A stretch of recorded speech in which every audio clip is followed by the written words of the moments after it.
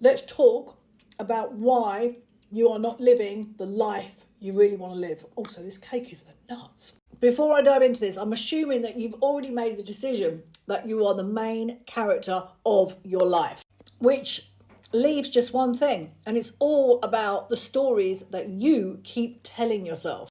Your subconscious acts like a massive filing system, and it is your faithful servant. It is literally there to find evidence for what you keep thinking about and what you keep talking about.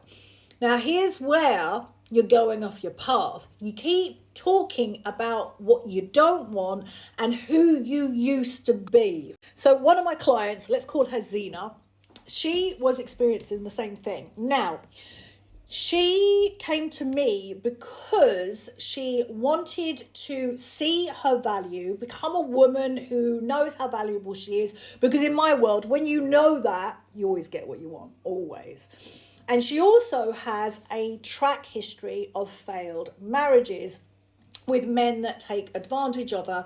And she was like, if I ever get into another relationship, I am never repeating that ever again.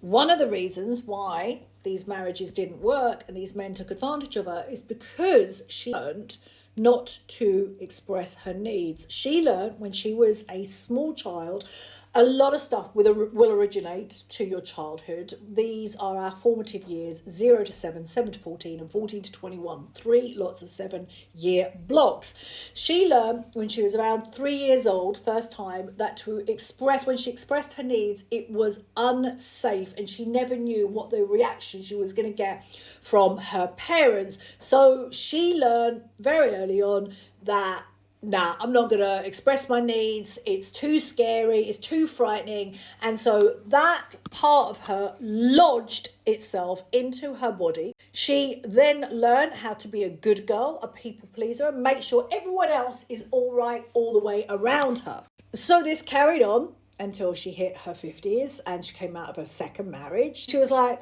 shit. I realised my marriages didn't work because I wasn't asking for what I wanted in them. And I kept bending over backwards to try and please these fucking men. Side note here, if you do not know how to ask for what you want and uphold very firm boundaries with yourself, you're always going to attract men who can sniff that out, and they will wipe their feet over you like you are the doormat. So as Zena was strutting forward into her life, this new identity of herself, what she was still doing was carrying around this old narrative, this old script. You do know you are the script writer when you are main character. You literally get to write out exactly who you want to be and how you want to show up in life. So she's still carrying around this old script of, I am a woman who doesn't get her needs met. And today on our session, I was like, no, enough. No, you're not telling yourself that fucking story anymore. You've got to tell yourself a different story. You've got to tell yourself what you want, Zena. And so I said, and it's too big a leap for most people to go from, I don't get my needs met because it's unsafe for me to ask them, to I am a bold and flamboyant woman who asks for her needs and gets them met every single time. It's too big a leap, so you've got to go in the middle. And so this is what I suggested to her to keep saying now, is I am a woman who is learning how to ask for my needs to be met and handle myself and handle and soothe my nervous system when my needs do not get met or people do not hear me, because that is the kicker. That's the kicker, because there is zero guarantee that people are going to hear you. There are zero guarantee that people are going to serve all your needs up on a silver fucking platter. Oh, I tell you what you have to do though. You have to become the woman who meets your own needs, who serves your own needs, who does not dismiss herself, who does not ignore her emotions, who does not ignore these younger versions of you, of where that story originated from. You must become the grand mama, the grand mother of yourself. You must reparent these younger versions of you so they do not kick up and say, see, we didn't get our needs met. We are unworthy. No one loves us. No, that's not how it goes. You have to stand firm. You have to stand firm in the version of you today and say, it's okay.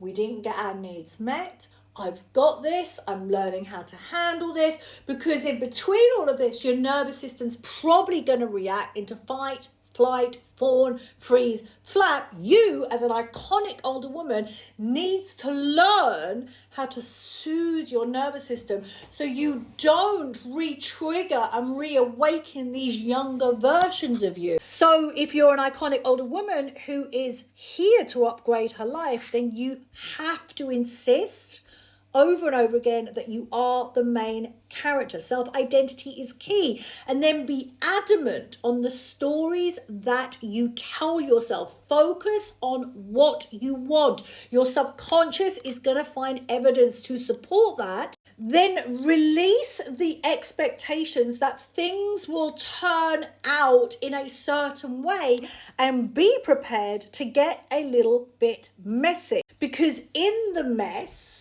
of you reasserting yourself as main character, of changing the script, of doing the things that you haven't yet learned the skills to do, you are learning the skills of the things that you need to do.